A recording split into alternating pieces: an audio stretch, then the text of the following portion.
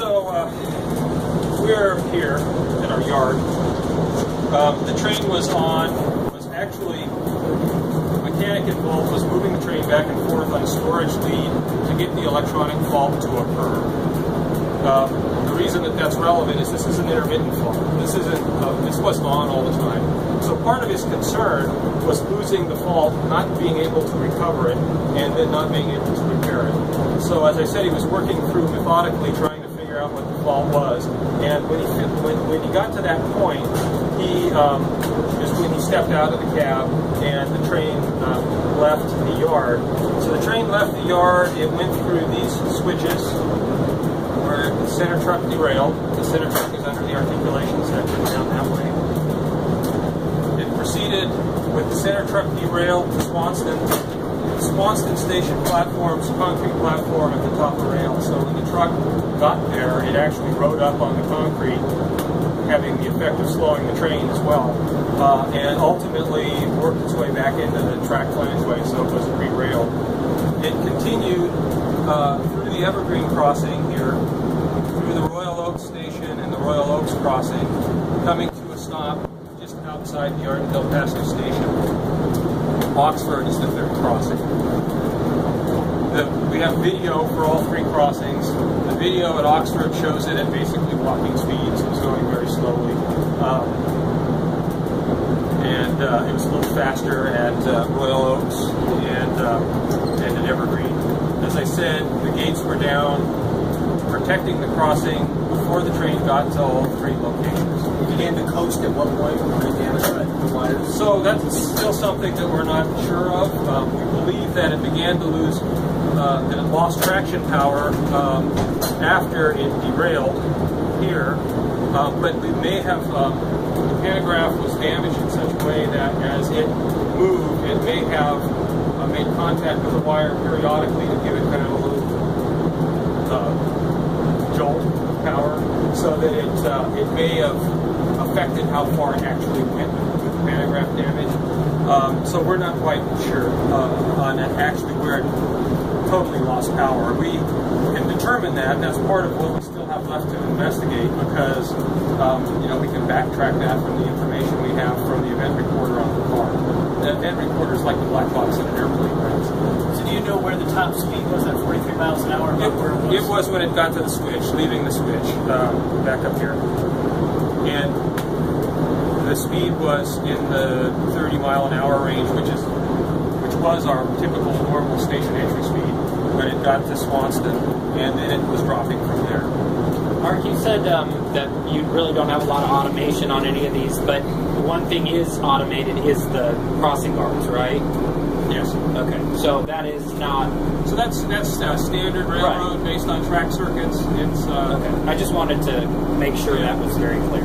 Yep. How did you get the initial word that you had a runaway train? Who got it? The technician involved made a, as you can imagine, very, very frantic radio call. That call kind of added to the confusion as to what was actually happening. In part delayed a response because we were trying to figure out what he actually meant. So it took a bit of time. I'm not sure how many seconds from the original call before our controller realized that there was a real anomalous situation going on. You don't have like a code for that? Like it automatically expresses that there's a runaway train? No. Well, let's remember this is the first time it's happened. Yeah. 28 years. We don't have a code. And so that's correct. Are you concerned that this will affect ridership? That people will be concerned about the safety and level of... So my most significant concern right now is making sure it never happens again. So, no, actually, I'm not that far down the line. I'm more concerned about making sure that we fix whatever procedural issue caused this. Is this the actual train that we're standing on? No. Can you show us the dead man switch that you were referring to? Sure. Can you please walk me through the dead man switch and the other safety pieces here? So let me start off with what the mechanic was trying to do. We had an intermittent electronic fault with an LRV, a Siemens LRV like this one. He was operating the train back and forth on our yard lead, which is a normal procedure, to get the electronic fault to appear. Since it was intermittent, it wasn't all the time. And so when he got the electronic fault, he was very concerned that he not lose it, because once he had it, he wanted to track down the source of the problem. So he methodically walked through a number of steps to try and figure that out. And one of the steps was he left it in a propulsion command. So forward is power, back is braking. He had the control move forward into a propulsion step. He disabled the dead man so that that wouldn't be, well, basically removing another element from his troubleshooting process. He went outside of the car to look at the electromechanical device. We call it a camshaft controller, which has another point of failure that could be causing the electronic fault. In doing all those things, what he did was set up a situation where at the end of it there was nothing to keep the car from moving. He had disabled all of the safety devices, so if the electronic fault cleared spontaneously, which it must have, the car would take propulsion and leave. So that was his error. That was the procedural mistake he made. Just disabling the dead man, which is this switch here, as an example, or the floor switch, which my foot is on, wouldn't, in and of itself, cause the problem. If you would have disabled the dead man, but also taken traction power away from the car, like lowering the pantograph or turning off the high voltage breaker, you would have done either of those things, the car never would have moved because it would not have had traction power. That's why what we did at Tuesday night as an interim step was to just put an edict out to all our folks that you will not disable any safety device as part of your troubleshooting.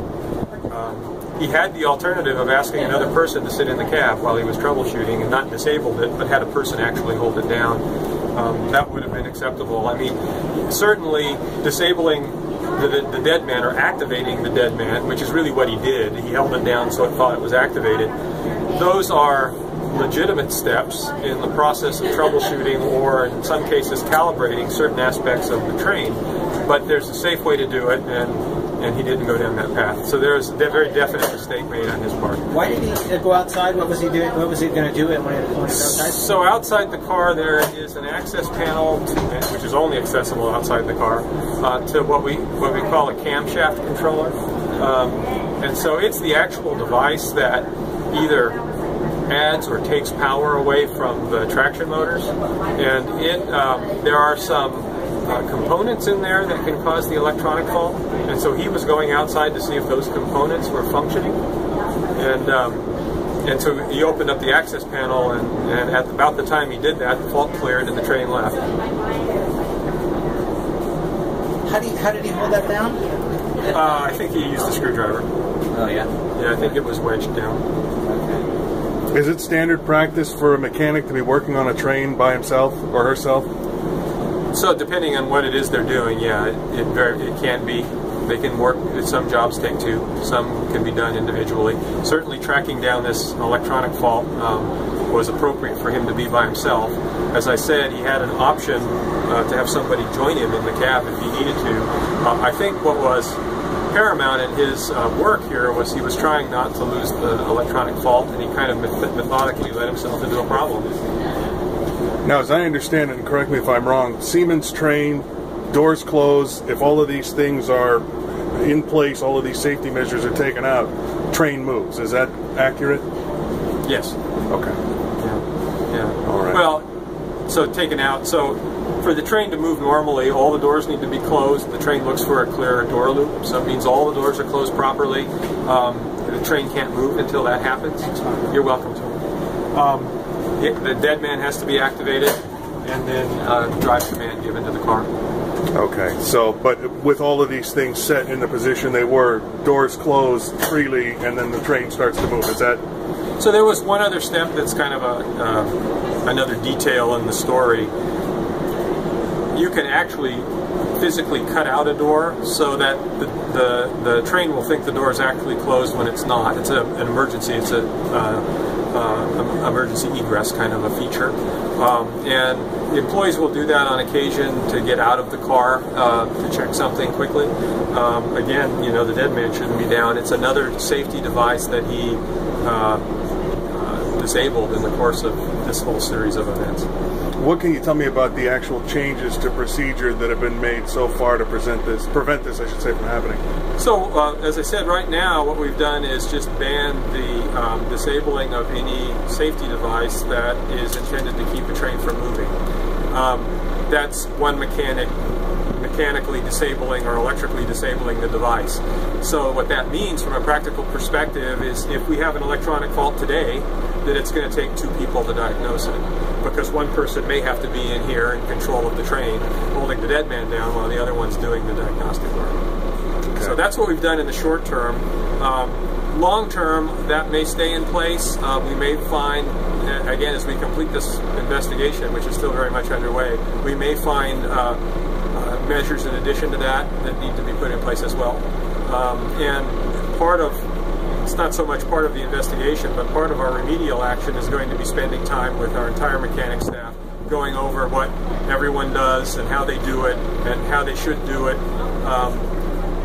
kind of disassembling all the events that happened here with them, so we walk through it all so that they understand what happened, and we'll have that foremost in their mind as they go about their job. Okay, so some of your employees have told me that the mechanics are actually trained to do this dead man switch bypass procedure as it was done by this particular mechanic. Is that actually part of the training regimen? So, we've spent a lot of time talking about whether or not it's part of what some people have been trained, or if it's a practice that has crept into their work. It's clear that it is a practice that's crept into their work. We've got, again, you know, these cars have been in service for 28 years. Our mechanics have been trained by different people during that 28-year period. Our current training practice does not train people to do that. Earlier training that mechanics may have received, we're not certain, because frankly those people have left. So what they actually were trained to is not clear. But I do believe that, yeah, there's elements that have crept into this. What we've heard from mechanics is, yeah, you know, on occasion I have done that, but it's never without making sure the car is in a neutral position or a brake step and taking traction power off, which is very different than what happened here. So, because you make the car safe. Now, remember, this is a mechanic that understands the full and complete operation of the car. They always need, and they all do, think through what it is they're about to do. So, you know, you can't get to a situation, as happened this time with this mechanic, where you've left nothing to prevent the car from moving if you know, if that fault clears, as it apparently did. Okay, so I know you've already been asked why it took so long for us to find out about this essentially runaway train. I was made aware of it within a couple of hours after the incident. I asked what happened, mentioned that I had been told this, and the story that it was a power issue was maintained.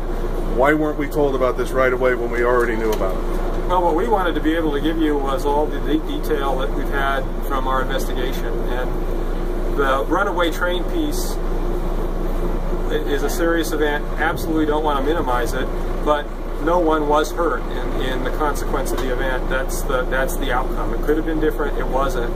Our biggest issue, and I think what people really need to ask us about, is what are you going to do to stop it in the future? How did it happen, and how are you going to prevent it from happening in the future? And that's the part that's taken a week to get as far as we have, because there's a lot of elements to this that frankly didn't make sense the night of the incident, and we're still sorting through some of that now. Okay, but surely, and I'm not going to keep beating a dead horse, but surely if you know there's a runaway train, we can at least say there's a runaway train, we're investigating what happened. That was not the case. So that's not my work has been more on the employee issues and the recovery issues and the maintenance issues of the train.